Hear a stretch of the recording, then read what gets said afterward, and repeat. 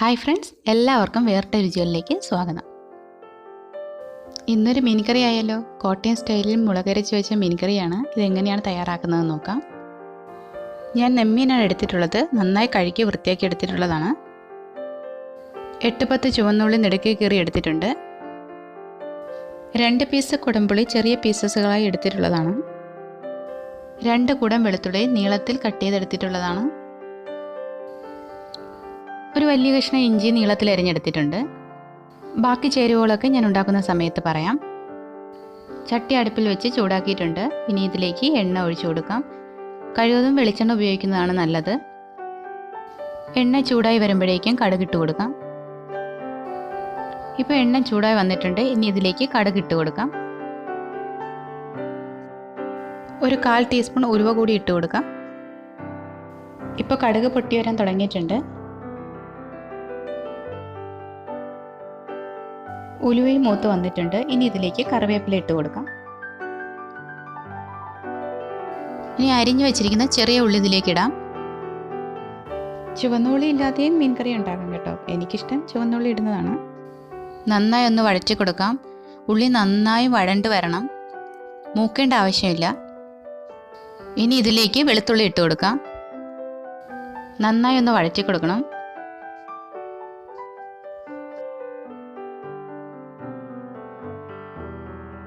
ഇനി ഇതിലേക്ക് ഇഞ്ചി ഇട്ട് കൊടുക്കാം. എല്ലാം ഒന്ന് നന്നായി വഴണ്ട് കിട്ടിയാൽ മതി.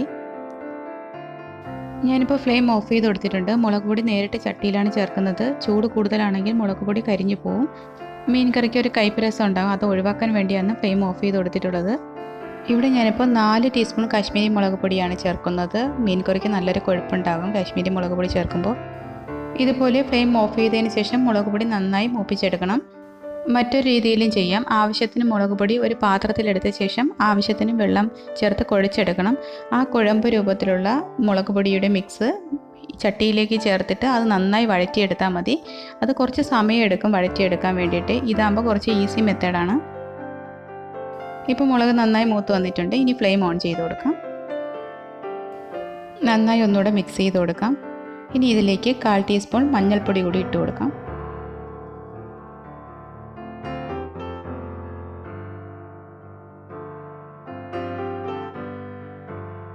ഇനി ആവശ്യത്തിന് വെള്ളം ചേർത്ത് ഒരു കുഴമ്പ് രൂപത്തിലാക്കി എടുക്കാം.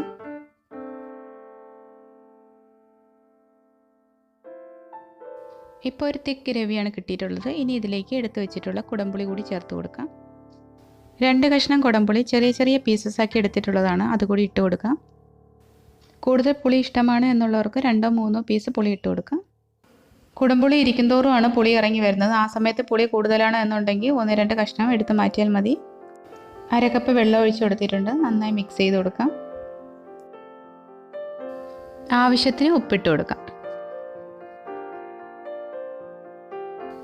മീൻ മുങ്ങിക്കിടക്കുന്നതിന് ആവശ്യമായ വെള്ളം ഒഴിച്ചു കൊടുക്കാം.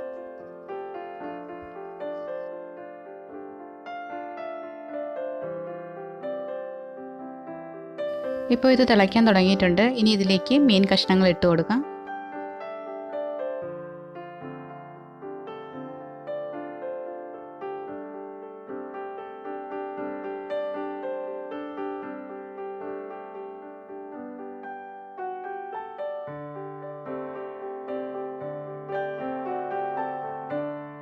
മീൻ കഷ്ണങ്ങളൊക്കെ കറിയിലേക്ക് നന്നായി ഇറക്കി വെച്ച് കൊടുക്കാം.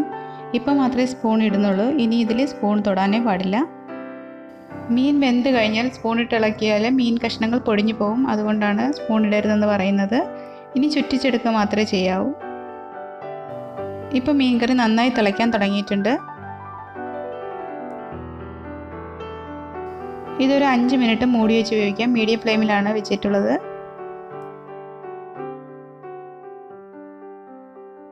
ഇപ്പോൾ 5 മിനിറ്റ് കഴിഞ്ഞിട്ടുണ്ട്. മൂടി തുറന്ന് നോക്കാം.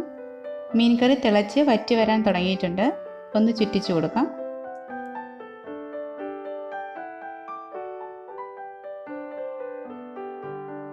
ചാറോട് കൂടിയ മീൻ കറി മതി എന്നുണ്ടെങ്കിൽ ഇപ്പോൾ ഫ്ലെയിം ഓഫ് ചെയ്ത് കൊടുക്കാം. ഇത് ഇരിക്കും തോറും ഒന്നുകൂടി ഒന്ന് കുറുകി വരും. ഞാനിവിടെ ഒരു 5 മിനിറ്റ് കൂടി ലോ ഫ്ലെയിമിൽ മൂടി വെച്ച് വറ്റിച്ചെടുക്കുന്നുണ്ട്. ഇപ്പോൾ മീൻ കറി ഒന്നുകൂടി കുറുകി വന്നിട്ടുണ്ട്. ഇതൊന്നുകൂടി ഒന്ന് ചുറ്റിച്ച് കൊടുക്കാം. ഇങ്ങനെ ഈ മീൻ കറി എടുക്കാം. ഞാനിവിടെ ഇപ്പോൾ 2-3 മിനിറ്റ് കൂടെ ഒന്നുകൂടി മൂടി വെച്ച് കൊടുക്കുന്നുണ്ട്. ഇപ്പം മീൻ കറി ഒന്നുകൂടെ കുറുകി വന്നിട്ടുണ്ട്.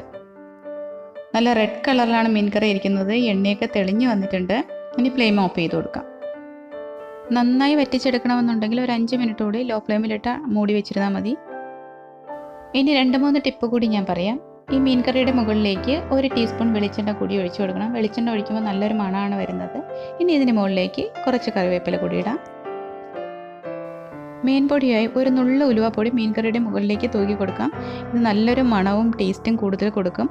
എന്നാൽ ഇത് ഒട്ടും കൂടിപ്പോകരുത്. അങ്ങനെ കൂടിയിട്ടുണ്ടെങ്കിൽ മീൻ കറിക്ക് ഒരു കയ്പ്പ് ഉണ്ടാവും.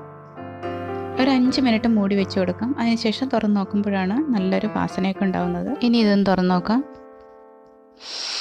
നല്ലൊരു മണം വരുന്നുണ്ട്. വെളിച്ചെണ്ണയുടെയും ഉലുവാപ്പൊടിയുടെയൊക്കെ മണമാണ് വരുന്നത്. ഇപ്പം ഞാൻ ടേസ്റ്റ് നോക്കുന്നില്ല. ഒരു 5 മിനിറ്റ് അടച്ചു വെച്ചതിന് ശേഷം ടേസ്റ്റ് നോക്കി പറയാം. ഇപ്പം മീൻ കറി ഒന്നുകൂടെ കുറുകി വന്നിട്ടുണ്ട്. ഇരിക്കും തോറും പുളിയൊക്കെ ഇറങ്ങി വരും.